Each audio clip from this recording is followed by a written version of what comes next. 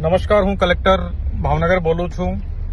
ભાવનગર જિલ્લાનો જો શેત્રુંજી ડેમ છે તે 80% ભરાઈ ગયો છે અને આજે એટલે કે 17 તારીખે બપોરે 1 થી 2 વાગે લગભગ સંભાવના છે કે 100% ભરાઈ જશે। તેથી એના ગેટ ખોલવામાં આવશે લગભગ 1 થી 1.5 વાગે। તો આ શેત્રુંજી ડેમને જે નીચાણવાળા જે ગામો છે એના જે બહાવમાં છે એમાં પાલીતાણાના 5 ગામો છે અને તલાજા તાલુકાના 12 ગામો છે, એટલે ટોટલ 17 ગામો છે।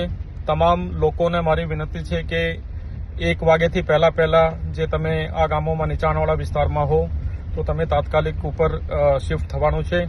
પ્રશાસન વહીવટીતંત્ર પણ તમારો સહયોગ કરશે।